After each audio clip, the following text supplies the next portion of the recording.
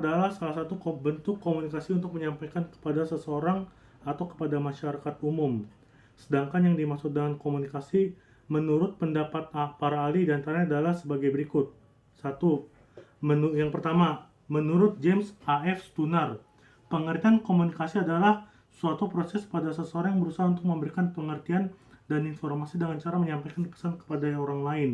Yang kedua, menurut Profesor Drs. H. Wijaya, arti komunikasi adalah hubungan kontak antar individu maupun kelompok. Komunikasi ditinjau dari bentuknya, bisa terjadi dalam beberapa bentuk sebagai berikut. Yang pertama, komunikasi intrapribadi atau bisa kita sebut intrapersonal communication, yaitu komunikasi terhadap diri sendiri. Yang kedua, komunikasi antar pribadi atau bisa disebut interpersonal communication, yaitu komunikasi terhadap orang lain atau lebih dari satu orang. Yang ketiga, komunikasi publik atau bisa kita sebut public communication, yaitu komunikasi yang terjadi dari satu orang terhadap orang banyak.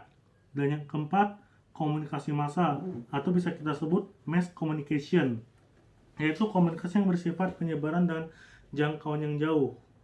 Komunikasi ditinjau berdasarkan penyampaiannya terbagi menjadi dua, yaitu yang pertama, komunikasi lisan atau disebut verbal, komunikasi tertulis atau disebut nonverbal.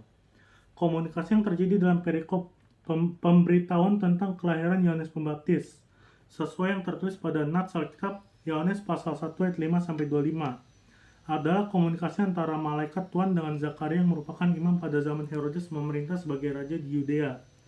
Komunikasi tersebut merupakan komunikasi antar pribadi dengan cara penyampaian secara lisan atau langsung tanpa perantara, tidak menggunakan alat komunikasi dari malaikat Tuhan kepada Zakaria seperti tertulis pada ayat 13-20. Tetapi malaikat itu berkata kepadanya, "Jangan takut, hai Zakaria, sebab doamu telah dikabulkan dan Elisabet, istrimu, akan melahirkan seorang anak laki-laki bagimu dan haruslah engkau menamai dia Yohanes." Dalam nats ini juga ketika menemukan proses komunikasi terjadi adalah komunikasi dua arah, di mana terjadi timbal balik atau disebut feedback, atau respon saat pesan dikirimkan oleh sumber atau pemberi pesan kepada penerima pesan. Kedua, tujuan penulisan. Tujuan penulis makalah ini adalah salah satu tugas untuk memahami yang lebih dalam tentang ilmu komunikasi.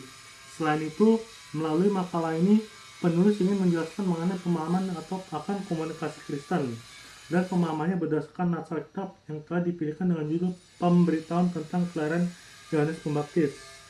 Selanjutnya saya akan serahkan kepada Pak Gus Amale untuk membaca pembahasan.